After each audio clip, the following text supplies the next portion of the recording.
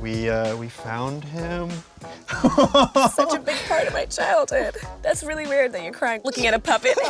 This week, we're sitting down with Cousin Skeeter star Meagan Good on Throwback with Nickelodeon. I'm your host, Anthony Padilla, and today I'm joined by Meagan Good. Meagan, are you ready to throw back? I'm ready to throw back. Let's do it. What was your motivation for getting into acting?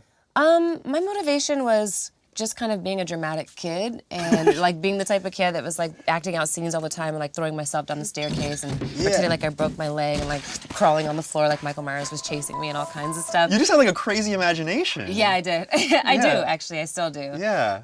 But my mom put me in sort of as a hobby. I started when I was 4, like doing extra work on Doogie Howser and Amen and all that stuff. Yeah. That's so young. Yeah. And then I'd say I got serious when I was maybe 13. Yeah. And then I booked my first lead in a movie, which was Eve's Bayou, and the second thing I booked was Cousin Skeeter. Cousin Skeeter! Cousin Skeeter! Cousin Skeeter! This is your pilot, Skeeter speaking! Please fasten your seatbelts. We may be experiencing a little turbulence. Don't trip! That was your second thing that you booked? Yeah, my second like thing where I was the lead in it. What was your reaction like when you found out that you landed the role in Cousin Skeeter? I started crying. Really? I was like so excited, yeah, because I had been in the business for such a long time, and again, I had always done it as a hobby, just having fun. And then there was one year where I was out of the business, so when I came back with like vengeance, and I was just like, this is really what I want to do for the rest of my life. And so to be able to continue to work was like a blessing, and to get a TV show, I think that really taught me everything about my work ethic and taught me everything about how to be consistent, how to develop a character, what, you know, every single day in and day out, and so. But you were a fan of Nickelodeon beforehand, Big time, right? big time. So was this a dream come true? Yeah, yeah. It was like, I mean, I always watched Double Dare. I always watched Nick at Night. I had no idea that like Green Acres and like all that stuff was like old. You thought that was like modern? It was like Nick at Night stuff, but you're like, this is modern stuff. I'm gonna be one of the Green Acre kids. I was like, this was like 5 years ago, right? Yeah. But yeah, I was a huge fan, and I mean, every part of it, from the Nickelodeon, I mean, everything, you know? Yeah. So when I got on it, it just was definitely a dream come true. When you landed that, did you know that your life was kind of changing or like a new chapter was unfolding? In a way, but in another way, no. You know, it was like exciting for me. I was in regular school and then I had to switch to homeschool because I was working so much and so consistently, and like, you know, the Kids' Choice Awards was like our prom, you know? And so it's like, it's a totally different world, and I knew that things were changing, but I didn't understand to what degree, because I think for me the goal was never to get somewhere, you know? It was like, I just want to work and like do work I'm proud of and I'm excited about, and continue to do things that give me other opportunities. Do you remember what the reaction was like from the kids at school? Yeah. What was that like? What was that like? Well, the first year I was in regular school, and there was definitely a lot of teasing. Yeah, what grade were you in? Do you remember? Oh, 10th grade. Still, those are still like fragile years. Yeah, but I mean, I was kind of, I expected it because I did this bit part in the movie Friday, and I got teased a lot for that. And then when I did like Barbie commercials and stuff when I was a kid, kids come up to me, they'd be like, earring magic Barbie, you know, all that kind of stuff. So, so I expected it, but to be honest, at that point, it didn't really bother me anymore. Yeah, well, you were used to the teasing. Yeah. Why do you think they were teasing? Were they jealous? I mean, like, that's... Possibly. Yeah. But I think, I don't know, sometimes people maybe admire what you're doing and don't really know how to like articulate it or what to say or how to approach it. That's true, and I feel like as a kid, you almost don't want to talk someone up because you're like, I can't talk them up too much. So I'm gonna tease them just to acknowledge that they're doing it. Yeah. So, I mean, it could have been anything, but I just choose to look at the positive. Yeah, let's just assume they just thought it was cool, probably. Do you remember shooting the pilot? Do you remember what that was like? Hi. Can you wait for me? I have to get my keys. Thanks. I mean, I live on the 9th floor. Yeah, we shot the pilot in Orlando. Uh-huh. And so me and Robert and everyone thought it was going to shoot in Orlando at first. So we were like getting ready to like pick up our lives and like move to Florida. Oh. But then luckily by the time when we got picked up, then it was in LA in downtown. Oh, okay, that made it so much more simple, right? Yeah, much better. What was it like actually shooting the pilot that day? It was a different gear for me because the character that I played previous to that, it was more drama. So for me with comedy, and it's always kind of been a thing where you have to kind of trust yourself and you have to be willing to like try anything and know that a lot of it's not going to work, and that's okay. That's true. And you have to kind of like jump off a cliff every single time to see where the magic could happen. And I think when you're young, you're a little bit. I think we're insecure even as we get older. But when you're young, I sure as hell am. Listen, are we all? But I think you kind of get a mix of like both. You're insecure because you're like, oh gosh, I don't want to look stupid. And then you also have the other thing that you're so young that you don't even really think about looking stupid because you're so fearless because you haven't experienced certain things that make you that type of self-conscious yet. Right, so. Right. So you were kind of figuring out comedy. Oh yeah. On screen. Yeah. It was like a little bit scary, but it was fun. You know, there was a lot of freedom in it. I remember coming off Cousin Skeeter, and the first few films I did, people had to kind of pull me back because they're like, okay, it's not quite bad. Oh, you were going to comedy? Yeah, you know, it was like learned that? Yeah, and it was like a gear that once I learned it, I had been in that space for 3 years. So it was kind of what I was familiar with. So I had to kind of relearn. But yeah, and even now as an adult, like with comedy, I get like scared and like nervous. Like drama for me is like, I jump in head first, you know? Comedy for me is like, okay, so we hope this is gonna work. Right. And 9 times out of 10 it won't, but that 10th time is worth it to get there. So that was a single camera show, right? Yeah. Meaning that there was no live audience. No. But there were laugh tracks added into the show. So how did that work? I remember when I first heard it, when I first saw an episode, and I was like watching the TV, and I'm like, what is happening? You're like, where did that come from? There was an audience watching this? Yeah. So you didn't hear any of that on set? No. The only laughs we got were like people chuckling like behind the camera. Right, but nothing that you could actually hear. Yeah. It kind of reminded me of Scooby-Doo. It was like... Oh yeah, they added laugh tracks to that. Yeah. Oh man, I forgot. Yeah. Do you think they actually played it for an audience and they laughed, or do you think they were adding it in? I don't know. Oh man, that's so weird. I never asked that question. You've never seen the audience that was enjoying The yourself so invisible much. audience that was all around us. How did growing up in the spotlight affect you? I don't know. I mean, I do know and I don't know. Well, you didn't really know too much different, so it's not like you could ever really know. I'm like, I'm not 100% conscious of it because I've never known anything else. Yeah. So I don't know. I mean, I think the one thing, and I don't know if I would have done this anyways, is I try to be very conscious of not believing my own hype and be conscious of like checking myself. And, you know, it's like when you're in the airport and like you're trying to get through the line, like 7 times out of 10, someone will just be like, hey, come over here to the front of the line. And then those days where you're like rushing and you're like, somebody please look over here. Like, I'm trying to get to the front of the line. Me. Yeah, and in those moments I check myself and I'm like, Meagan, relax. Right. Like the fact that if you were even able to get in front of the line at any point, that's a gift. So be thankful, be humble, and pull it together, girl, and wait in line. You try to keep yourself from feeling like you deserve it or it's owed to you. Yeah, I think we deserve some things if we work hard for it, but not that it's owed to me. Nothing is owed to me. Everything you got to work for. And so it's more just like a privilege when it does happen. Yeah, it's a gift. What do you think the biggest misconception about child actors is? Because you experienced that from like age 4, right? Yeah. Yeah, firsthand. Well, we're definitely all crazy, I'll say that. That's for So sure. that's not a misconception. No. No, I think we're all a little touched, for sure. I don't know. The misconception is that they're not just completely normal people who are trying to figure it out like everyone else. And yeah, we're all the same, you know? It's just this is the job that we have. And so I think sometimes people look at you differently or they hold you to a different standard or there's an expectation, but really we're just all people trying to figure it out. What did your parents think about you being on the show? Well, my mom was excited. She basically, at around 14, me and my sister asked her to quit her job to manage us full time. Because we had to kind of do both. You know, we were going to school and she was working at the bank, and my parents divorced when my sister and I were 4 and 6. And my dad was LAPD for 26 years.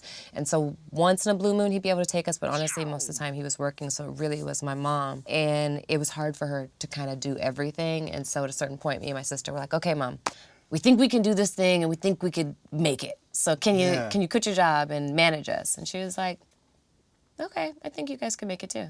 And then she did, so. That probably made you feel like you had so much support. Yeah. Because she was willing to kind of risk it all Because she had faith in you. Yeah, because she believed in us. Did that give you Believes in us. encouragement? Yeah, I mean, I didn't realize that there were people out there whose parents didn't support them. You're like, that's just what happens. Yeah, that's like, just that's part of what life. moms do. Yeah. So now that I'm older, I appreciate a lot more because I can understand like what a huge risk and sacrifice that was and how much she had to have really believed in us, and believed that we could make it, whatever making it is, but be able to feed ourselves and take care of our families with this job that is literally every day is a faith walk. You never know when you're going to get your next job. So You guys had some amazing and incredibly famous guest stars on your show, like Sandra Oh, Christina Milian, Lisa Left Eye Lopez, and Usher. Yeah. God, that's what was that like? Like working with those people? I had the biggest crush on him. On Usher? It was a specifically? mess. Literally, I was like, I feel like one day Usher is gonna get a guest spot in this show, and when he does, like, and I literally. Were you planning for what it was gonna happen? Yeah, I was waiting for like a whole year. Like I was like, I know it's gonna happen. It's gonna happen. And then like when I read the script, I was like, and I was like, mine. I was like freaking out. But then like when he came, I was like, okay, he's a little too old for me. He's a little more advanced than I am. You were able to see that there was actually an age difference. I was like, I'm not there yet. So like, that's not gonna fantasy and reality, two kind of different things. My first boyfriend looked just like Usher. And you planned that. Yeah. It's true. It's a true story. He knows it. He knows it? Did you tell him you look like Usher? You look like Usher? Yeah. He was like, thanks, people tell me that all the time. So were you nervous being in front of him on set or acting in front of him? I was a little nervous because some of my outfits, I had to like very, very bright colors and, Nina was very kind of outgoing and like quirky and stuff. So I didn't want to like wear my quirky outfits on set that day. I was like, just put on something that's a little tight because I was like, I don't have to wear those platform sneakers. We can do this. I was like, please don't let me look stupid in front of him. And in front of him, you're like, these aren't my normal clothes, by the way. I think I might have said that. Yeah. I think I might have said that. I've said that on set in front of people I'm trying to impress. I'm like, I'm just a character right now. Yeah. You actually had Shaq direct an episode of Cousin Skeeter.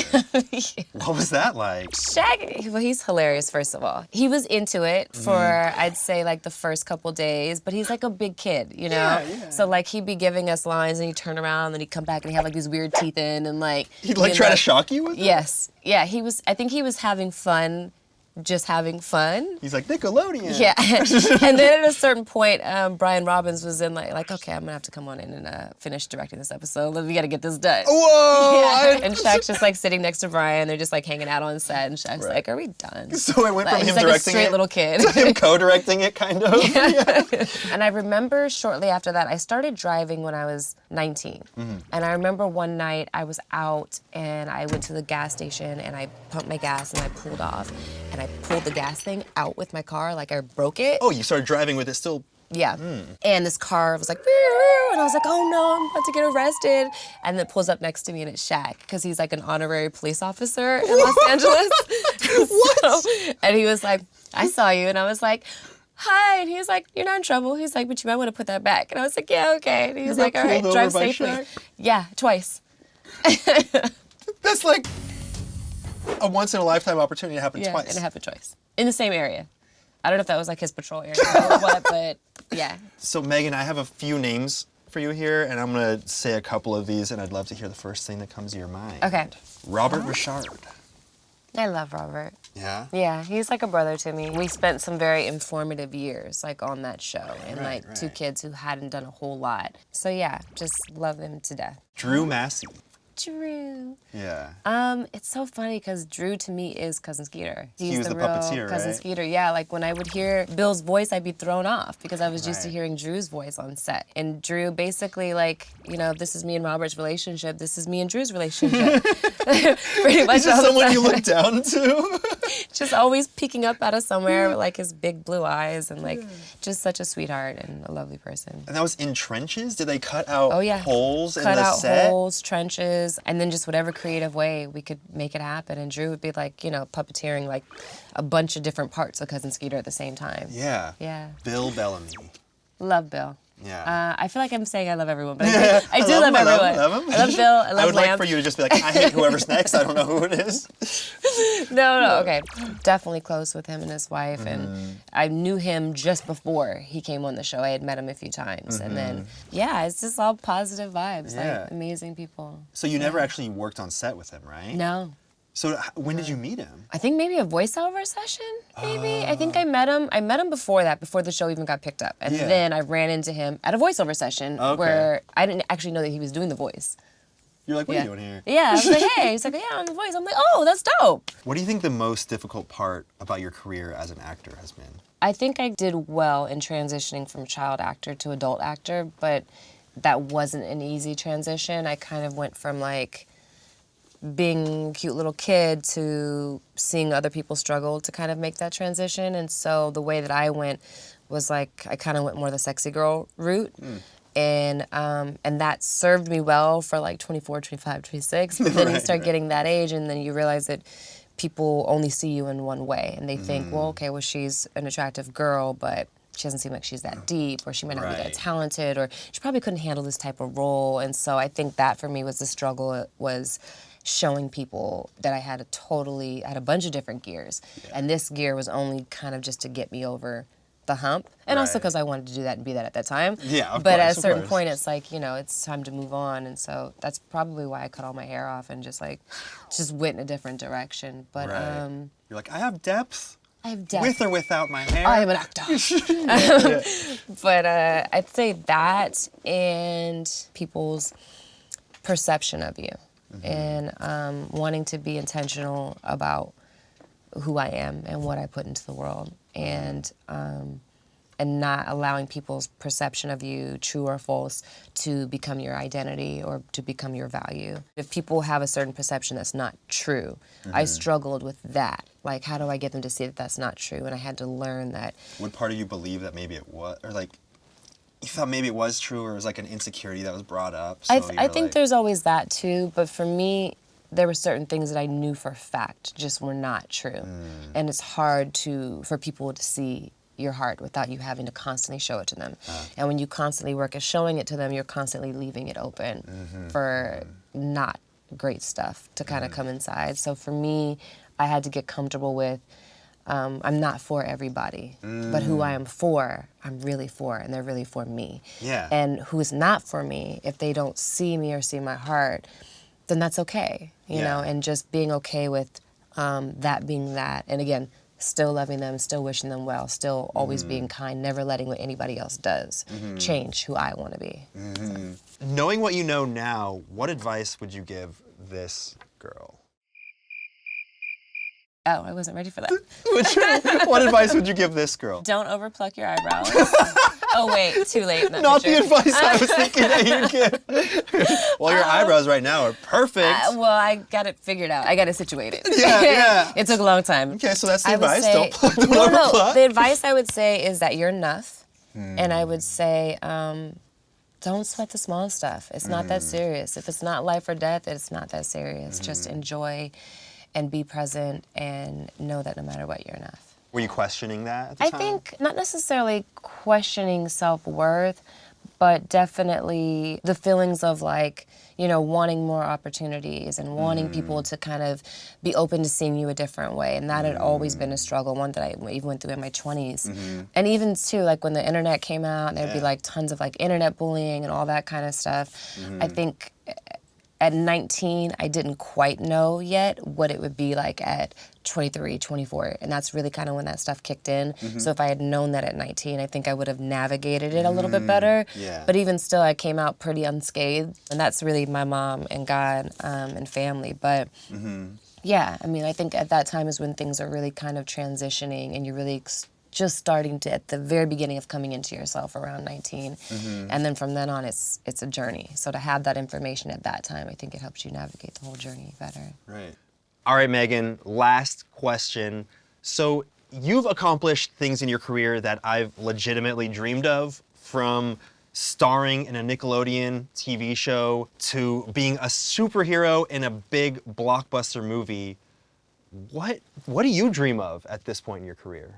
You know what's funny is like, I don't dream about like an Oscar or anything like that. Like I just dream about, well, I think what I've always dreamed about, which is just being able to continue to stretch in my craft and to do things that are meaningful and hopefully impact someone, to use my platform to do something bigger than myself, to have fun, to be present, to work, and for that work to allow me to be able to help other people. Yeah, and even like with Shazam, it's like something I prayed for like 2 years, and then my husband was like, well, what are you doing to meet God halfway? And I was like, what do you mean? He was like, well, you're praying about it, but what are you doing? And I was like, I don't know. I just gotta make it happen. So then I started a workout journey, and I just started, like I went and learned Taekwondo, and I went and learned Capoeira, and I just like got really serious about being in shape, and then I got the audition for that, didn't even know what I was auditioning for. Really? And then found out I got it, and I was just like, man, for me, the big thing was like, I want every little girl to be able to see themselves as a superhero, and I want it to be represented across the board, and that was like big for me, for that reason particularly. So I want to keep setting goals like that, that are more important than just getting the role, but it's actually about something, and there's something to it.